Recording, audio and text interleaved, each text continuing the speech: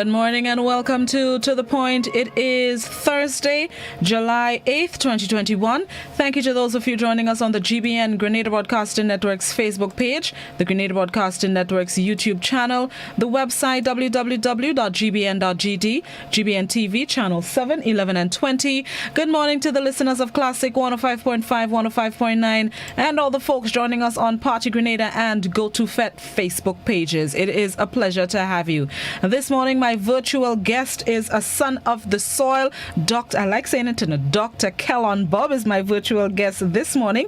And this morning, we are talking a sad situation that happened yesterday, the assassination of Haiti's President Jovenel Moïse, and what this means for Caricom, the Caribbean, and just explaining, putting the situation into context for those of you who have been following and may not have been following. So let's say good morning and welcome to my guest, Dr. Bubb. Good morning, sir. How art thou?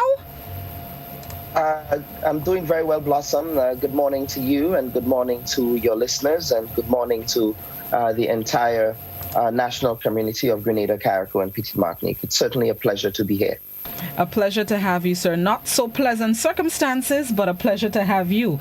Like I alluded to, we are speaking I organized this program following the assassination of Haiti's President Jovenel Moïse yesterday, and I thought it pertinent to put the situation into context and what it means for the rest of the Caribbean, Caricom countries, including Grenada. A lot of us may say that's Haiti, that's quite up north, but to me it has effects for what happens for the rest of us.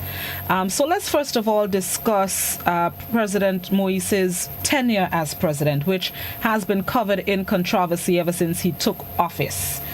So let's go back to 2016, 2017, leading up to 2021.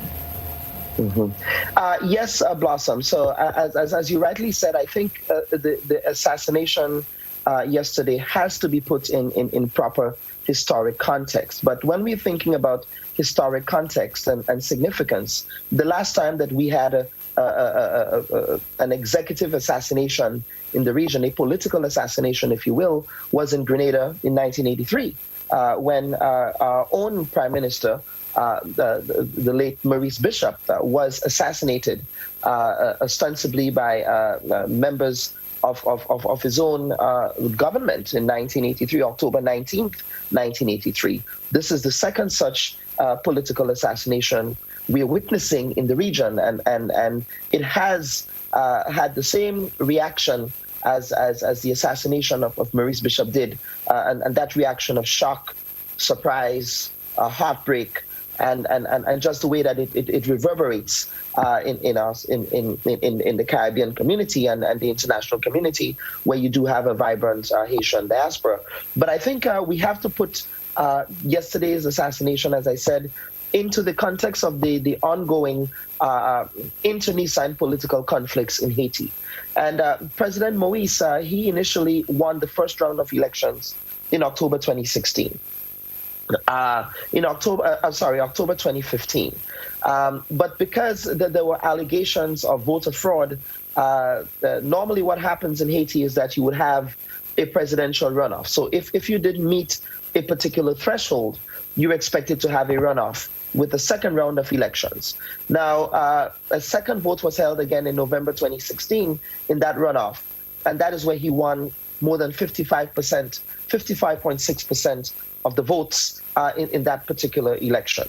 And so he officially took office on the 7th of February 2017, a few months after that November 2016 elections, I'm sorry. Now, if we're counting 2016, November 2016 to November 2021, that would be 5 years, right? Based on, but the opposition forces in Haiti are saying, no, your election actually started, your presidency started in October 2015 when you won that that initial first round of election. Okay. Now, the Haitian Constitution in Article 134-1 makes the point that the duration of the presidential mandate is supposed to be 5 years. And that period begins and ends on the 7th of February following the date of that election. So as I said before, he took office again officially November 2016 is when he took office, right? But then 134-2 states that in the case that the vote cannot take place on the 7th of February, the elected president takes office immediately after the vote is confirmed, and his mandate is expected to begin on February 7th in the year of election. Sounds a bit confusing, but that is the constitutional mandate. And so the context of his current governance in Haiti is the dispute over whether or not he is still serving legitimately as president, or whether or not he should have, according to the Constitution, call fresh elections. And so he didn't do that. Instead of calling fresh elections, he said that his term in office does not expire until next year.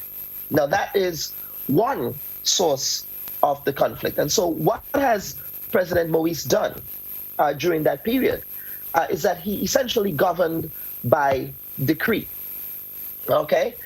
There was a suspension of the judiciary. There is a suspension of the legislative branches of government. The Congress, which is their version of the parliament, has not met for many years as a result of this. And so many in Haiti felt that he was adopting an authoritarian approach to governance. As a matter of fact, he was also supported by Juan Guaido, who was recognized at some point by the international community as the legitimate president of Venezuela, when in fact he was not legitimately elected in Venezuela. So that is what was the source of the conflict. But I think it's also important to make the point that you have that constitutional crisis there, but there is also a civil society and a sort of a civil society crisis, in the sense that President Moise has been accused of killing his political opponents. He's been accused of using state police to go after those who opposed his presidency. And I would give you an example of that. Just in May, not in May, in June, late June, we've had several prominent murders. At least 15 people on the 30th of June, a few weeks ago, including a journalist and an opposition activist, were killed in violence, right? You have a reporter, Diego Charles, who reported extensively on the conduct of President Moise's administration. He was assassinated. And then you also had the assassination of Antoinette, the killing of Antoinette Duclair, who was another civil society activist that railed against the presidency of President Moise. And in addition to that, and some are arguing that because of this particular power vacuum, you also have a situation where Haitian gangs have emerged in the society, and people, the analysts, the Haitian analysts, made the point that these particular Haitian gangs were also bankrolled and funded by President Moise. So I think we have to put this assassination within the context of these events, and even so, there is also the concern of state-sponsored corruption. Now, Haiti was a significant beneficiary of Petro-Caribe dollars. Yes, under its previous president, the Venezuelan administration supported Haiti with respect to Petro-Caribe dollars, and it was felt that President Moise, instead of using those Petro-Caribe dollars before everything went haywire around Venezuela, he used those funds to prop himself up politically. So that's another element that adds to essentially the lead up to this assassination that we witnessed. In my mind, it seemed like President Moise was more or less ruling with an iron fist. Do you think if he had been more how should I put it? If he had been more sensitive to the comments of the opposition, some members of the public, in terms of bringing an end to his presidency, or maybe giving them a little bit of give and take, do you think this assassination would have still taken place? Do you think we'd be having this discussion now, a matter of fact? That is a very difficult question to answer, because when we think of Haiti, and whenever we think of Haiti, of course, and this kind of political volatility that we witnessed, perhaps one may say, yes, the assassination might not have occurred if he called elections, right, in hindsight. But again, that is a very difficult question to answer, because the situation in Haiti is so volatile. And, I also have to ask myself the question, I mean, you're thinking about such an elaborate assassination with well-armed men, and maybe women too, who would have had good reconnaissance, right? Would have had good reconnaissance with respect to just the lay of the land of this man's presidential residence. I mean, could you imagine, just going in, making an assassination attempt so blind without having a plan of where you're going and what you're going to be doing? But I think it got to a point where it became increasingly volatile. And so on the other hand, one may say, well, yes, had he not engaged in such extrajudicial practices, such authoritarian practices, if you will, that perhaps things might have turned out differently. But I also make the point that in the absence of that kind of balance of power that you need in any kind of healthy democratic society, that these things will happen. I mean, imagine in a society where you do not have your legislative branch, you do not have your judicial branch, right? And you're governing as if you were a king. Okay? And so that kind of resentment, especially in a volatile society as Haiti, would unfortunately breed the kind of violence that we saw yesterday. Now let's put it into a wider context, Caricom, Caribbean. Like you alluded to earlier, President Moïse's assassination comes just almost 40 years after Prime Minister Maurice Bishop's assassination and members of his cabinet. Correct. Haiti quite up north, Grenada quite down south, but it just brings back memories of what happened October 1983. Looking at what this means for the Caribbean, even in 2021, we still have attempt at taking lives, and successful attempts, as a matter of fact, at taking lives of some of our leaders. What are some of the rippling effects you think we can feel in the Caribbean? Well, so first and foremost, I think we have to view what happened in Haiti as an isolated event. I do not think that other Caribbean societies, except for maybe in Suriname, where you also have some political volatility, I don't think we have gotten to the point where our societies are so unstable that it would warrant that kind of violence. So I see this first and foremost as an isolated incident. But let us also put it in context of the geopolitics of the Caribbean region. And when we think about the geopolitics of the region, I think it's important for us to understand the role of the United States in all of this. So the irony with the conduct of the Haitian president, with the conduct of his anti-democratic practices, is that the United States essentially continued to support this president. The Organization of American States continued to support his presidency. The former president of Haiti, in fact, recognized Juan Guaido as the legitimately elected president of Venezuela when the mandate of Venezuela was otherwise. In that they elected President Nicolas Maduro as their president, right? So I find it a bit hypocritical that on the one hand, the United States would not recognize the Venezuelan president, accusing the Venezuelan president of the same things that President Moïse has been accused of doing in Haiti with respect to anti-democratic practices. but they were able to acknowledge his presidency.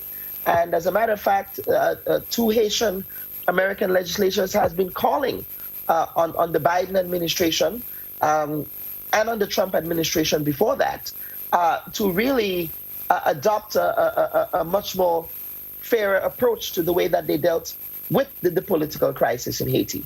Now, in terms of what Caricom, how that's going to impact Caricom, again, I don't see any impacts. Obviously, Caricom would be duty-bound to express solidarity with the people of Haiti at this difficult time, right? But at the same time, Caricom also has a policy of non-interference because they view the Caribbean region as a zone of peace, as what they say.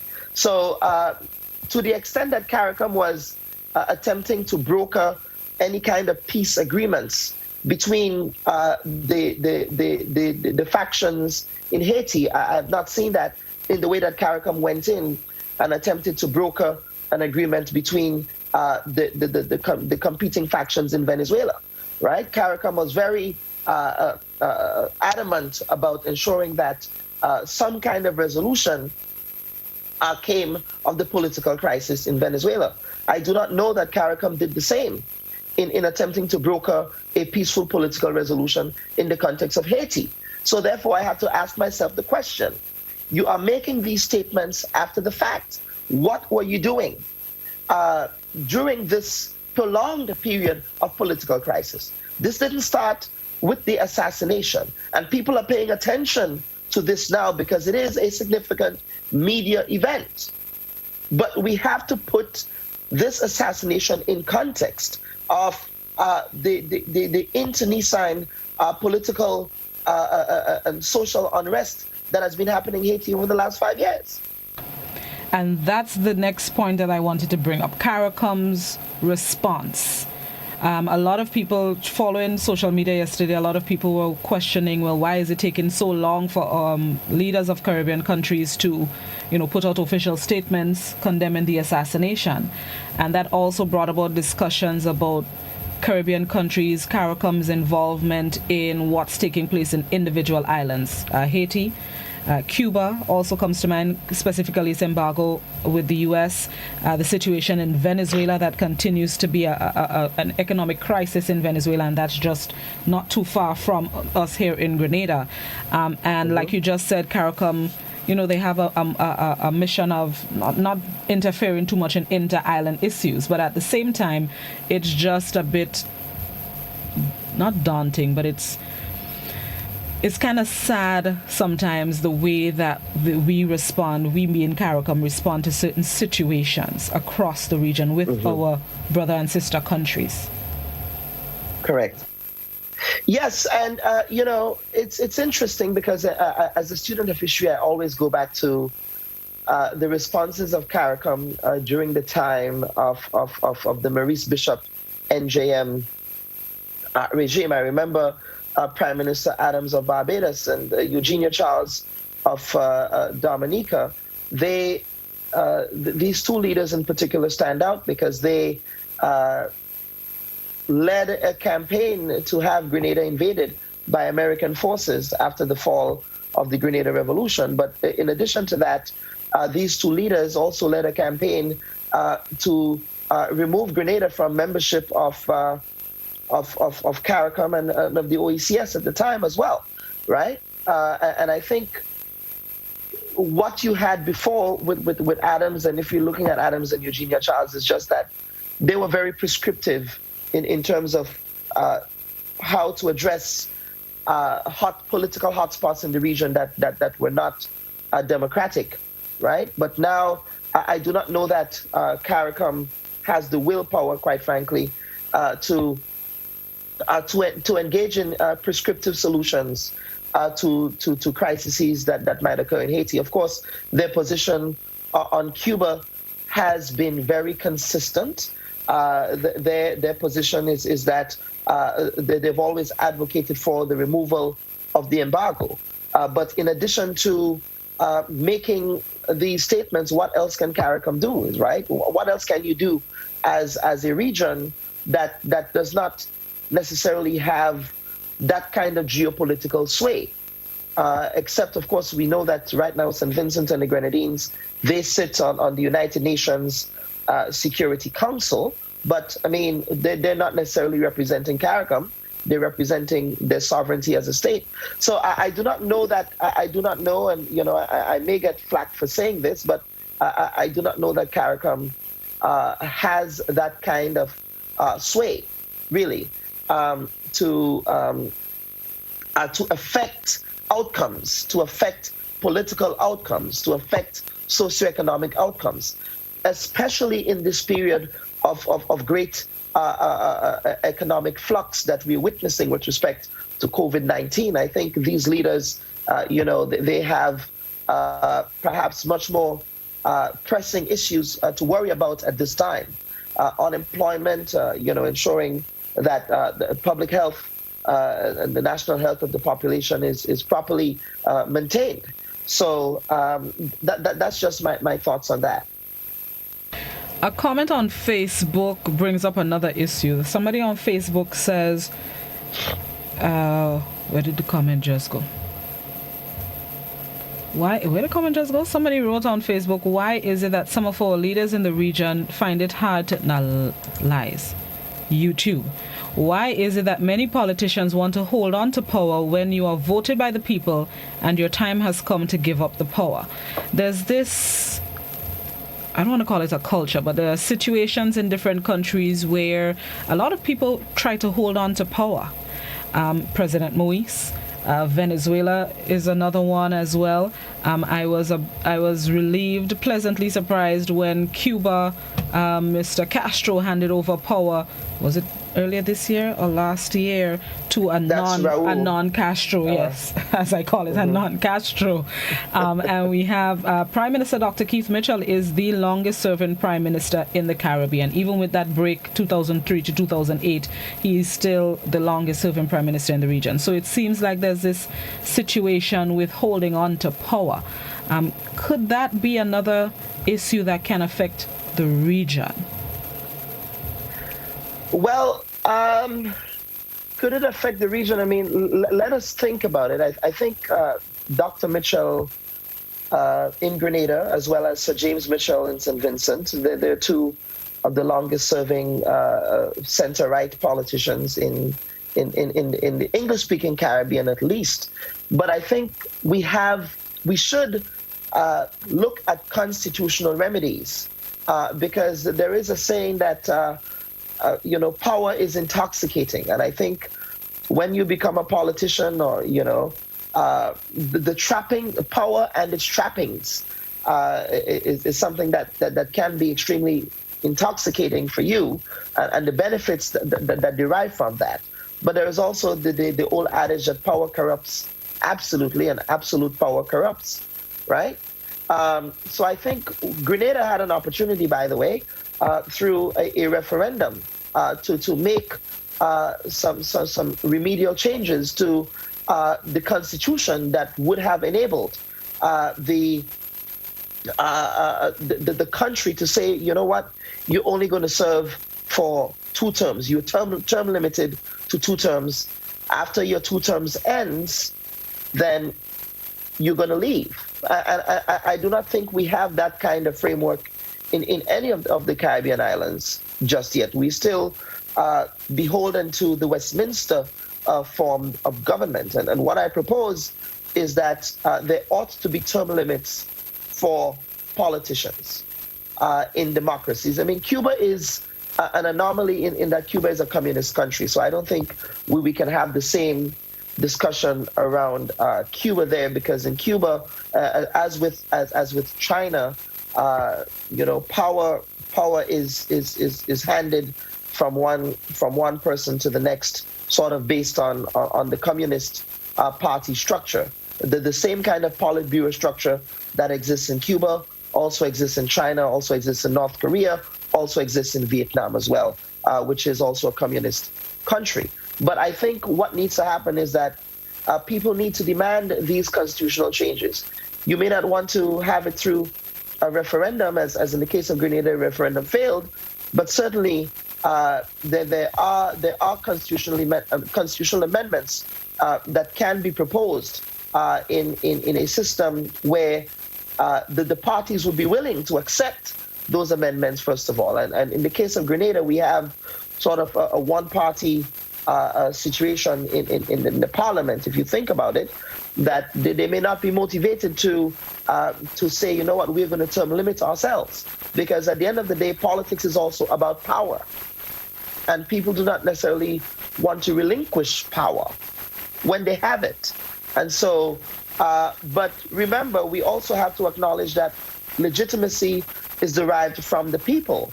In the context of Grenada, the legitimacy of the government is derived from the fact that they were elected not once, not twice, but 3 times with super majorities.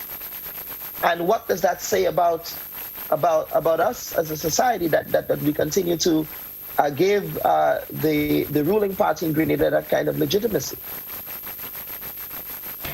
And something else occurred to me as well.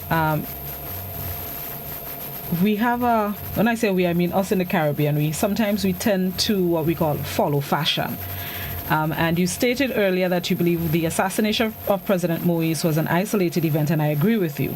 But at the same time, do you think this can spark an idea in another country, another group of people, of something similar, of their own leader? That, what if they could get rid of President Moise? Let me try something in, I don't know, Dominica, Barbados, Grenada, Trinidad, any other? No. I think, I think that generally speaking, Caribbean democracies tend to be very stable. And there were also these concerns, moral panics, if you will, after the assassination of Maurice Bishop in Grenada. Well, what's going to happen in Trinidad and Tobago? What's going to happen? I mean, obviously, we did have a coup in Trinidad, an attempted coup in Trinidad with Abu Bakr, but that, again, to me, was an isolated incident and was, to my mind, a function of the conditions, the socioeconomic conditions that was gripping the Republic of Trinidad and Tobago at the time. But generally speaking, I think most Caribbean democracies tend to be stable. We have predictable elections. We have outcomes that also tend to be free and fair. I mean, there have not been any widespread voter fraud or voter irregularities in these Caribbean elections. Well, except in Guyana, we had a situation in Guyana recently. But outside of that, I would say within the last generation or so, we have not had that kind of political instability all throughout the region. So again, I don't think we copycat some things, but I don't think we tend to copycat that level of things violence like that. Okay. That level of political violence, I don't think it exists. I think Haiti has always been a unique case, given Haiti's unique history as well, but also given Haiti's unique place in the Western world as the first Black republic, but also as the first country to bear the burden or to bear the brunt of international embargo. Because remember, when Haiti became an independent state after roundly defeating the racist French colonialists, Haitians had to essentially pay for doing that. And how did they pay for that? There were proposals for a naval blockade of Haiti. Haiti could not export its raw material, its sugar.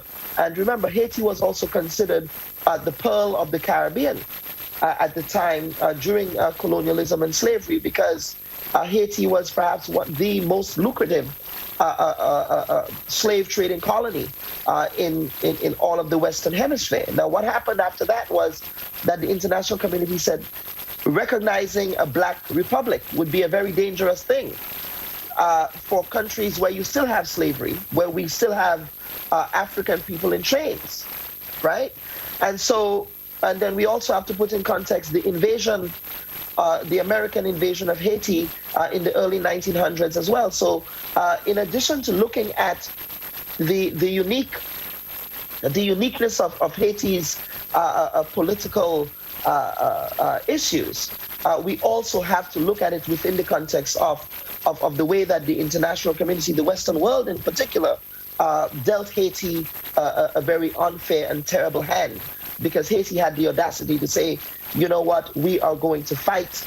And again, remember, Henry Christophe Grenadian was also one of the chief architects of the Haitian Revolution as well. And that is something that we ought to also acknowledge.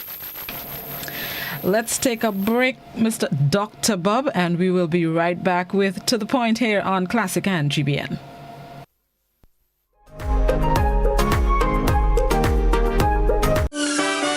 Montreal, it's time to line virtually one more time. Gemma Rayburn Baines here for Spice Island Cultural Festival, a celebration of Grenada, Caricom, and Petit Martinique. This summer's festival is a celebration of life with food, fashion, music, and culture. Join us online Saturday, July 10th, 3 p.m. on Facebook and YouTube at Spice Island Cultural Festival. Info, spiceislandculturalday.com.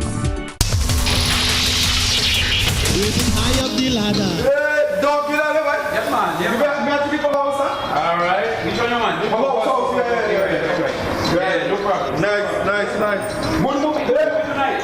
Watch the music. My bad kung fu. 5 childhood masters. Who they got? By the way, Fang Tiu, Cheng Wan Chong, David Chan, T Long. And who could be Mafui and Shaq. My daughter was rolling show you. They can do on Sunday. Alright. Yeah, I like it. Got me out today? Yeah. Where you going? Pete. A big man like you, but how are you cheap so why? Come, give me the money, man. Waiting high up Every the time you ladder. come, it's you boy. We set it on fire. Folks, join us this Friday on We Culture as we continue our entertainment series. Join me, Scholar, Doc, and of course, Reese will be there. See you then. A little more than more.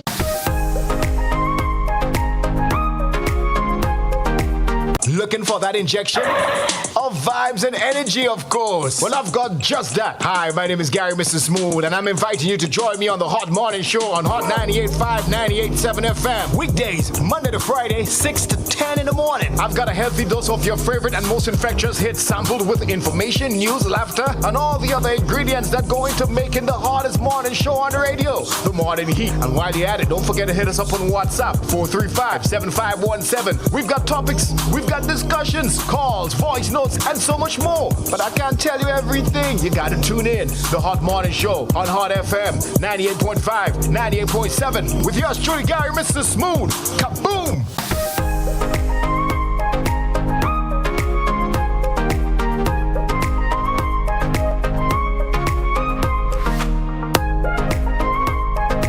Hey folks, you're invited to tune in to Grenada Music to the World program hosted by Eugene Gittens on Saturday mornings from 10 a.m. to 12 noon on Classic Radio 105.5, 105.9, Hot FM 98.5, 98.7, GBN TV, and all their social media platforms.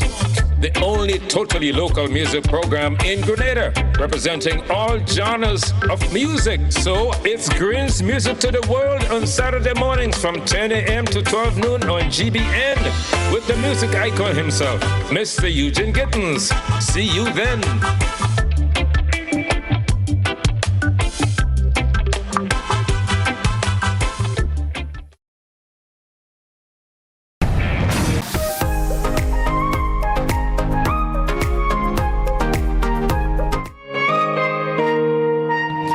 Welcome back to The Point, speaking with Dr. Kellon Bubb. We're discussing this morning the assassination of Haiti's President Jovenel Moïse and what it means for the Caribbean, Caricom countries specifically.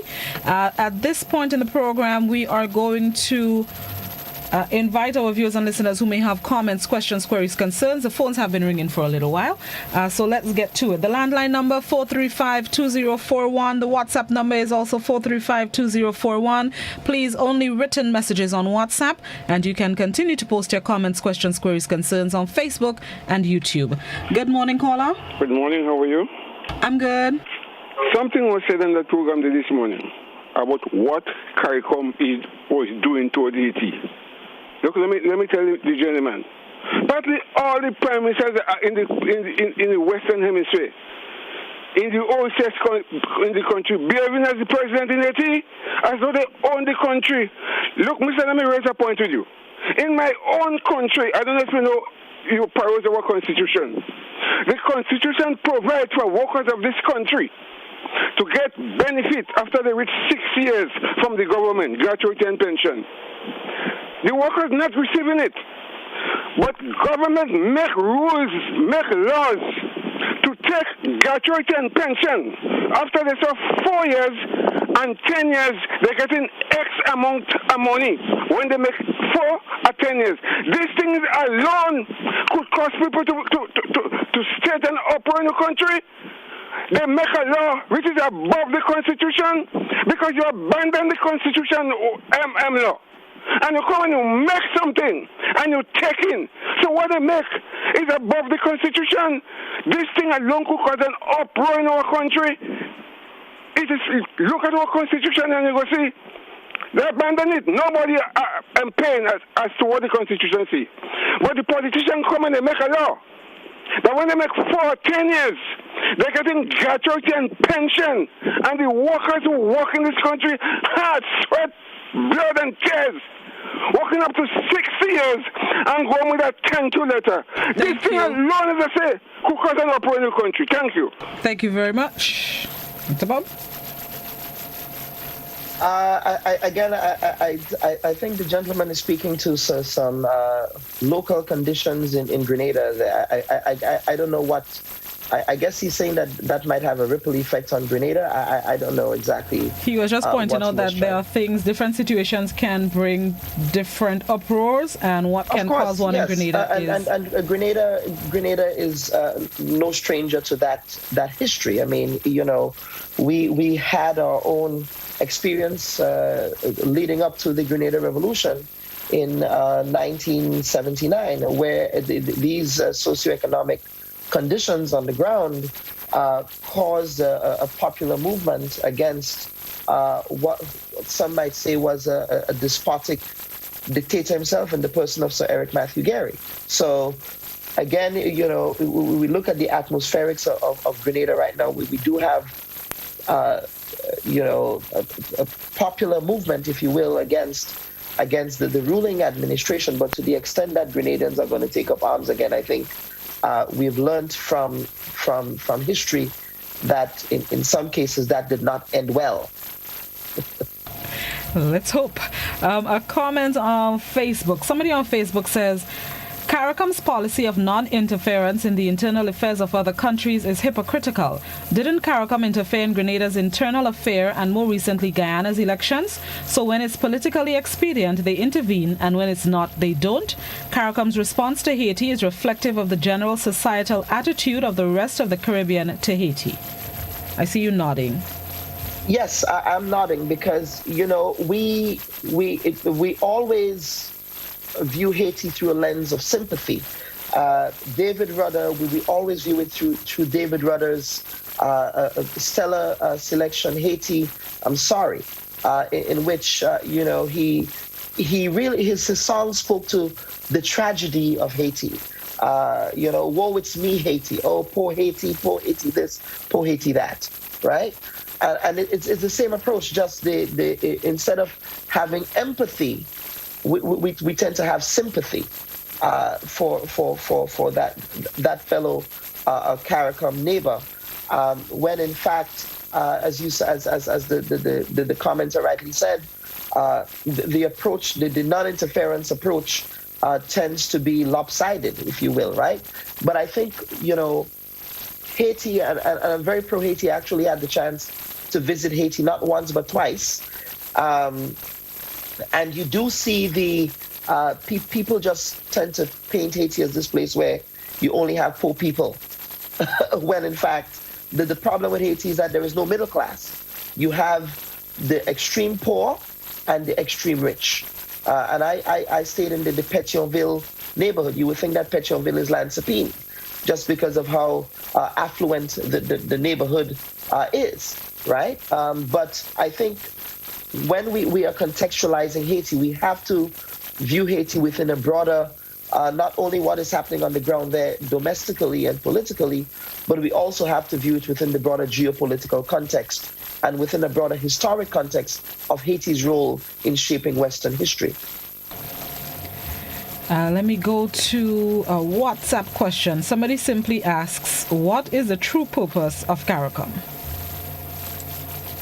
I don't know how to answer that question. And some may say, the British recently had a Brexit referendum where they felt that the European Union was not serving their interests. Again, the European Union is another block of countries, and I think Caricom has its purpose insofar as ensuring that we as citizens of the region can work and move freely throughout member states, where businesses and entrepreneurs can trade freely between the islands without worrying about different imports, tariffs, and trade tariffs, where we can speak with one voice, for example, on issues of the embargo on Cuba, where we can speak with one geopolitical voice on issues, for example, on climate change. So I think Caricom does have its place and its function, but within the context of geopolitics,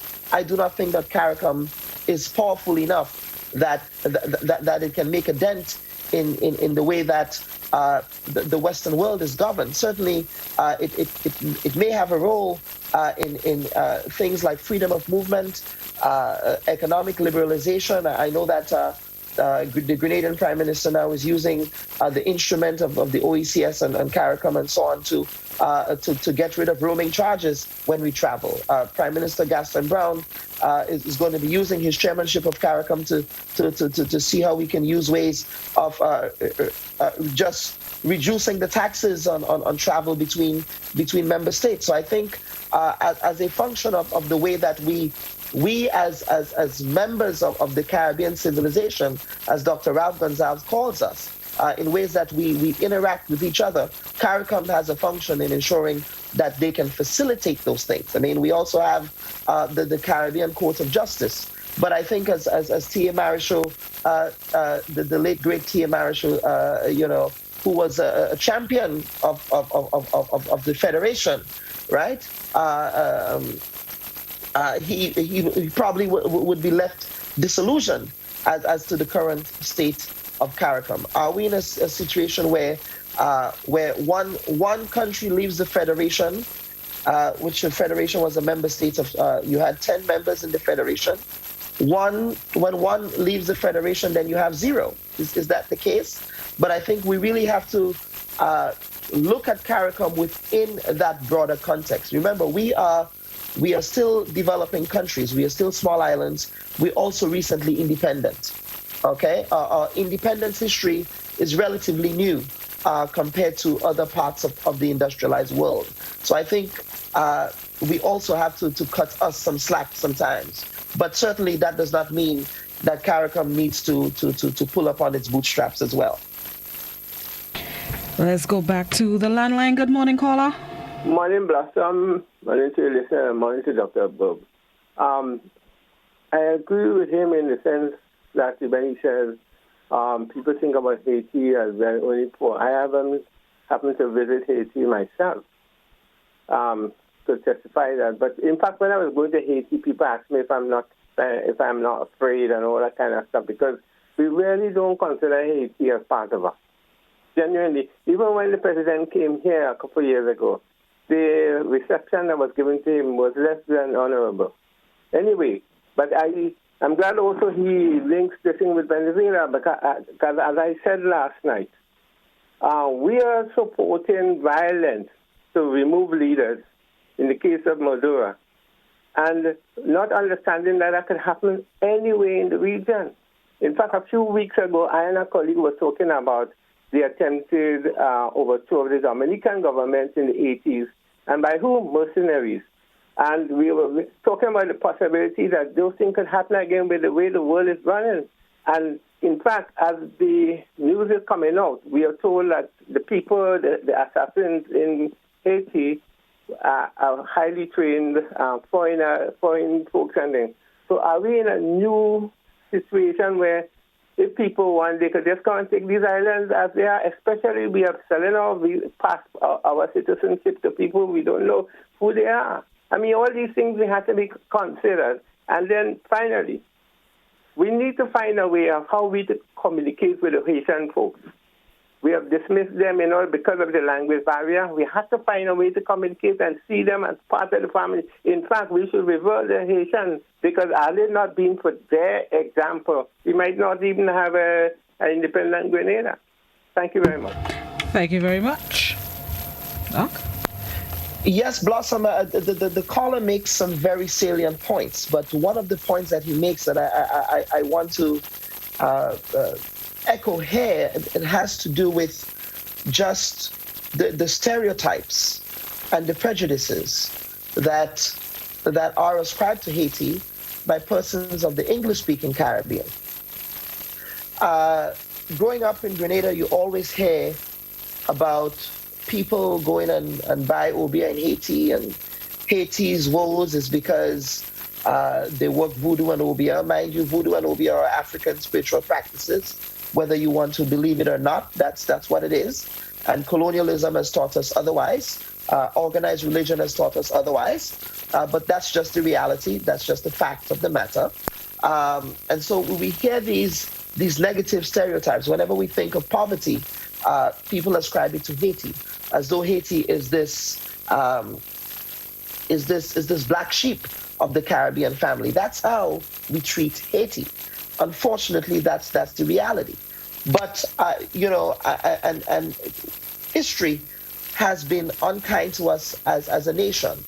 The kinds of history that we have been taught presents a glorified version of our colonizers and our enslavers, without also not presenting a glorious version of Haiti. Because as I said before, Haiti was the first black country, the first country of slaves. It did not ask for its emancipation and freedom. It did not ask for it to be an independent country. The slaves in Haiti said, you know what, we are going to fight against our enslavers because there are more of us than there are of them, right?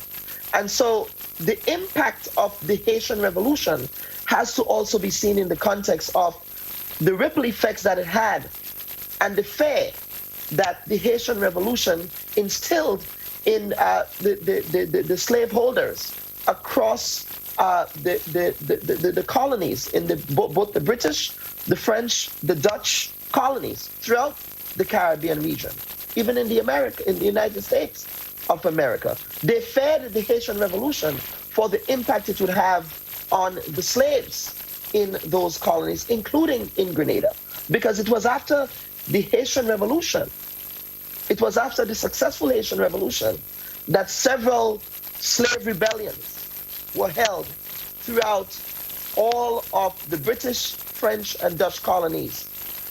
In fact, the United States, when it became an independent country, did not want to recognize Haiti because of the message that it would send to the black slaves in the United States of America, who saw Haiti as a beacon of freedom for them. And so we have to put the history of Haiti within that context. If we cannot recognize the significance, the geopolitical significance at the time of a country of majority slaves defeating an imperial power in the French, then we are not respecting the significance of our history as African peoples in the diaspora. So I'm very passionate about that, very, very passionate about that. And people tend to view Haitians as different from us. But guess what? We are all people of the African diaspora. And the reason why you and I are in Grenada, and the reason why somebody with the last name Jean and Maurice are in Haiti, is because of the difference of where the slave ship decided to stop. Because I'm sure we have cousins. Of course we have cousins in Haiti. We have family in Haiti, just by virtue of the fact that one of the revolutionary leaders of Haiti was born on the Sanssouci plantation in Grenada. Let me go to a YouTube comment, and this comment I've seen on social media for a while, and it has resurfaced following President Moise's assassination yesterday. Caricom should be helping Haiti to get France to pay back the money that was paid to them for them to get independence. Again, you're agreeing? Correct. That is an excellent point, right? Caricom, right now, we do have the reparations. We have a movement of reparations in the region. I think that is another important accomplishment of Caricom, right? Just to ensure that we have reparations commissions set up in all of the islands, including Grenada, where I'm actually privileged to serve on the reparations commission in Grenada with my former teacher and mentor, Ali Gill, and others who have recently started this. But that is an excellent point. If we're going to be having a conversation about what restorative justice for Haiti, we cannot have that conversation without also having a conversation about reparations in general. And there was a comment on the WhatsApp. As a matter of fact, before I go to WhatsApp, I wanted to update. I saw reports coming in this morning that there were at least 6 of the alleged assassins, 4 of whom have died, 2 have been arrested. Another update, yesterday actually the news started spreading that First Lady Martine Moise passed away, but they said she hasn't passed away. She was in critical condition. She has been airlifted she has been flown to Miami, correct, for the medical treatment.